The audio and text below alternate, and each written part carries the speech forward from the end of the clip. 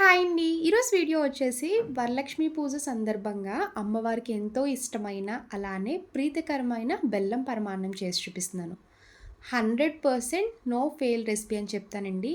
ఎందుకంటే చాలామందికి పరమాన్నం వండినప్పుడు పాలు విరిగిపోతూ ఉంటాయి కదా! అస్సలు విరగకుండా ఈ టిప్స్ అండ్ కొలతలు పాటించండి. పరమాన్నం చేయడం రాదు అన్న వాళ్ళకి, మొదటిసారి చేసే వాళ్ళకి కూడా చాలా బాగా కుదురుతుంది. ఈ బెల్లం పరమాన్నం ఎలా చేయాలో ఒకసారి చూద్దాం రండి. ఇలాంటి ఒక బౌల్ తీసుకొని ఒక గ్లాస్ రైస్ వేసుకున్నాక శుభ్రంగా వాష్ చేసుకోవాలి. పరమాన్నం చేసుకున్నప్పుడు రైస్ నానబెట్టుకునే పని లేదండి. ఇలా కడిగి అప్పటికప్పుడు చేసుకోవచ్చు. నేనైతే ఇంట్లో వాడుకున్న రైసే తీసుకుంటున్నానండి. ఇలా వాష్ చేసుకున్న రైస్ని పక్కన పెట్టుకున్నాక అదే గ్లాస్తో హాఫ్ గ్లాసు సగ్గుబియ్యం తీసుకోండి. సగ్గుబియ్యం ముందే ఒక 1 అవర్ ముందు నానబెట్టుకోవాలి. మీ దగ్గర చిన్నది ఉంటే చిన్నవి తీసుకోండి, లేదంటే ఇలా పెద్ద సగ్గుబియ్యం అయినా నానబెట్టి పక్కన పెట్టుకోవాలి. ఇప్పుడు పరమాన్నం రెడీ చేసుకోవడానికి ఇలాంటి ఒక గిన్నె తీసుకొని పాలు కొలిచి తీసుకోండి. ఒక గ్లాస్ రైస్‌కి 7 గ్లాసుల వరకు మిల్క్ తీసుకోవాలి.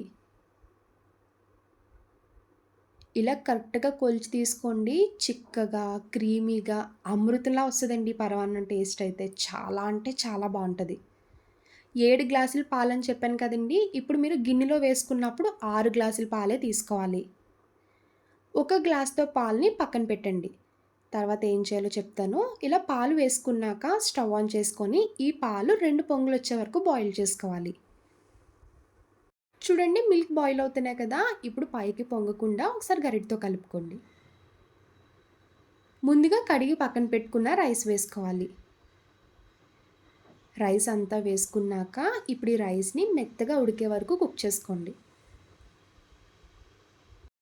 చూడండి వీడియోలో చూపిస్తున్నట్టు రైస్ అయితే చక్కగా ఉడికింది కదా! రైస్ కంప్లీట్‌గా కుక్ చేసుకున్నాకే అప్పుడు సగ్గుబియ్యం వేసుకోవాలి. సగ్గుబియ్యం ముందుగా నానపెట్టుకున్నాం కాబట్టి తొందరగానే కుక్ అయిపోద్ది.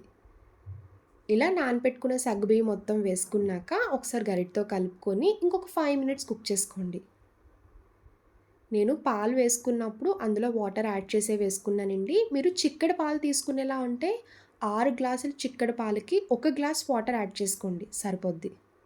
సగ్గుబియ్యం కూడా ఇలా దగ్గరికి కుక్ అయ్యే వరకు కంప్లీట్‌గా కుక్ చేసుకోవాలి. సగ్గుబియ్యం వేయడం వల్ల పరమాన్నం జిగురొచ్చి టేస్ట్ చాలా బావుంటదండి. మీకు సగ్గుబియ్యం ఇష్టం లేకపోతే స్కిప్ చేసుకొని ఇదే ప్రాసెస్‌లో చేసుకోవచ్చు రైస్‌తో. ఇప్పుడు పావు టీ స్పూన్ ఇలాచీ పౌడర్ వేసుకోండి. ఇలాచీ పౌడర్ వేసుకున్నాక ఒకసారి కలుపుకొని ఇప్పుడు వెంటనే స్టవ్ ఆఫ్ చేసుకోవాలి. ఇలా స్టవ్ ఆఫ్ చేసుకున్నాక ఇప్పుడు బెల్లం వేసుకోవాలి. ఒక గ్లాస్ బియ్యానికి 1 గ్లాస్ బెల్లం వేసుకోండి. స్వీట్ కరెక్ట్‌గా సరిపోద్ది. బెల్లం వేసుకున్నాక మొత్తం కలిసేలాగా బాగా కలుపుకోవాలి. ఆ వేడికే బెల్లం కంప్లీట్‌గా కరిగిపోయి బాగా కలిసిపోద్ది.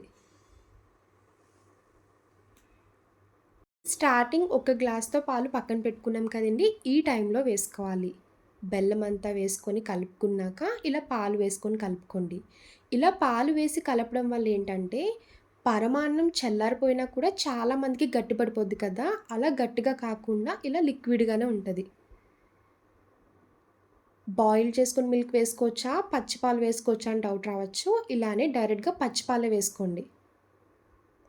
పచ్చి పాలు వేసుకొని మొత్తం కలిసేలా కలుపుకోవాలి. చూడండి పరమాన్నం కన్సిస్టెన్సీ ఈ విధంగా ఉండాలి. గట్టిగా ఉన్నా కూడా కొంతమంది తినడానికి ఇష్టపడరు కదండీ! ఇలా అయితే సాయంత్రం తిన్నా కూడా మీకు ఇలానే ఉంటది. పర్ఫెక్ట్ కన్సిస్టెన్సీ ఈ విధంగా ఉంటే సరిపోద్ది. పరమాన్నంలో డ్రై ఫ్రూట్స్ వేసుకోవడానికి ఇలా ఒక పక్క డ్రై ఫ్రూట్స్ ఫ్రై చేసుకోండి. స్టవ్ ఆన్ చేసి ఇలా పాన్ పెట్టుకొని నెయ్యి వేసుకోవాలి. బాదం, జీడిపప్పు, కిస్మిస్ ఇలా దోరగా ఫ్రై చేసుకోవాలి.